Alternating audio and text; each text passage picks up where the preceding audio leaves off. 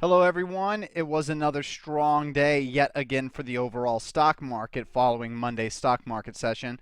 The Russell 2000 led the way higher. We were up 0.65%. And as you can see by the relative strength line, the Russell 2000 has been in severe outperformance mode on the short term since we found those lows in June, and that is excellent to see. However, we are very extended here, and if you look at the IWM, which is up 0.88% today, you can see that it's basically just on a very, very steady, straight, frozen rope move higher with a very limited intraday range.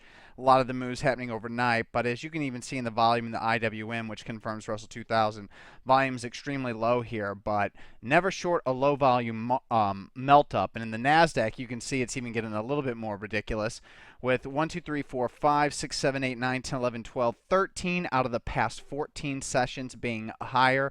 As you can see, also, most of the move, once again, is happening overnight, not necessarily intraday. Today, basically, all the move happened, intraday as we basically open up flat. Still only a 0.21% gain, but the NASDAQ is leading the way higher still, so that is good. The Dow Jones Industrial Average and S&P 500 followed right behind there overall today, finishing higher.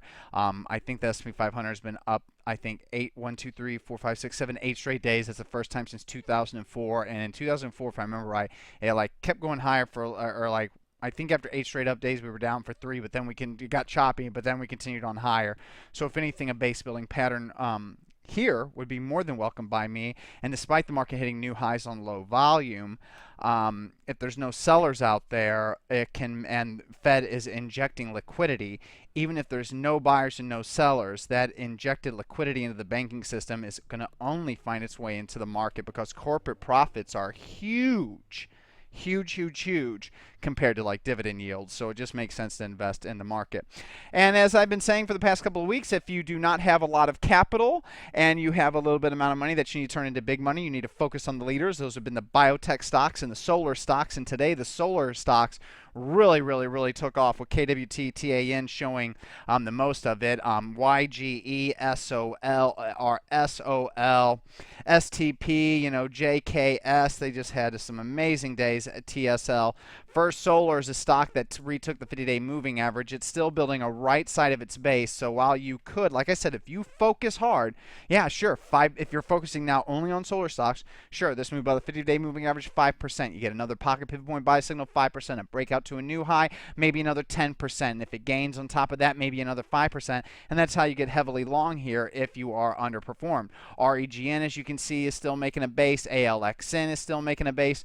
QCore hasn't started to make a base yet. BIIB is still consolidating. CELG is still around that gap up point, but as you can see, it's starting to want to move away. And tonight I saw ACAD break out. The volume, while it's good, I don't like the way that the BOP's looking. It's an overall strong stock. No earnings, no sales, but huge mutual funds growth. So these mutual funds definitely know way more than I know, but as you can just see by looking at this chart pattern, it's getting a bit more volatile, but still it doesn't mean that it can't go from 20 to 40 with the chart pattern like that. So ACAT is one that I want to bring up to the attention to everyone. And Citigroup, a nice move off 50-day moving average for Citigroup. As you can see, banking stocks are all pretty much holding up relatively well, and FAS is hitting new highs, so don't fight the trend.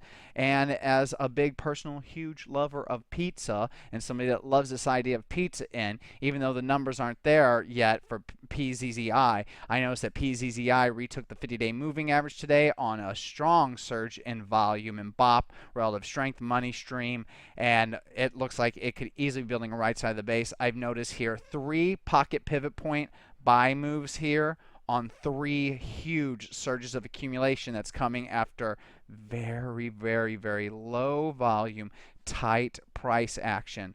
Tight price, heavy volume. Tight price action, low volume, heavy volume, big move up. Low volume, tight price action, heavy volume, move up. So I hopefully PZZI just doesn't go running off to the races here, can set up moving sideways again, and then I would like to get long this little stock, as I have a feeling it could be another nice mover from the low price region of stocks. And then also in the ETF area, UGAS and BOIL, it looks like natural gas may want to get a bounce here, so I think that that's interesting if you're using a pivot point buy signal, reversal, pivotal point kind of long methodology. Boyle and UGAS is given a pretty safe, higher reward possibility if it just gets the 50-day moving average, low risk, low a day, and you're out. So that is a trade idea. And also, if this was a bear market, I got two strong short positions. ZLCS has poor earnings, strong sales growth, but in a bad market, strong sales growth and bad earnings will go ahead and work. So ZLCS, if you see this pattern in a bear market, or in a downtrending market, I should say, this is shortable for sure. If you also see CAP, a technical pattern like this in a downtrending market, or in a neutral market that appears that it's going to switch to a downtrending market, sell mode, sell signal in our model, this would be shortable. However, if you look at the financials of CAP, you can see that it isn't a probability of a huge winner because they have some pretty strong earnings and sales growth and financials. ZLCS, on the other hand, this one could easily turn into an ASTM, which I am no longer short as I was bought in yesterday. There are no sells tonight, and obviously covers are not applicable here as we don't have any short positions. The first new long is EVR. EVR is a new long position because it's a 99 EPS high canceling quality stock. It's breaking out above this downtrend line the day before, and I noticed it, but volume was low, so I did not take this position. But trust me, I was watching it, and now I'm kicking myself in the ass for not taking it because now EVR is following through on the gains. Now the good news is that it isn't too late for this one, as EVR is still well below the lows here that back here that it set in March. So this is the first breakout above the downtrending line in this cup base, this long-term cup base best seen on a weekly. And so while this new long position is a bit risky, it isn't terribly risky. Some might want to go ahead and enter limit orders around the 4150 to 4250 area. I'm going to go market on this one and give myself a little bit more room for it to pull back. I will allow the stock to possibly pull back as far as the 20-day and 50-day moving average before I sell all of it out. Also in the speculative area, PSUN is giving a pocket pivot point buy signal on strong volume. This stock has got earnings and sales starting to turn around.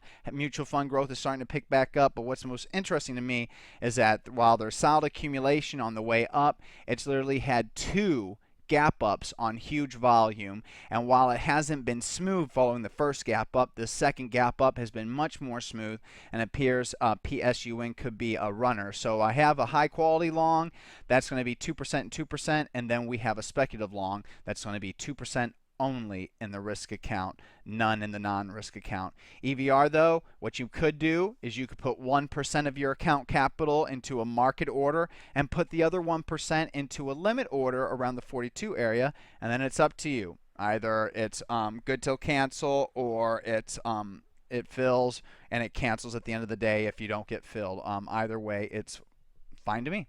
Anyway, have a great Tuesday, everyone. Aloha.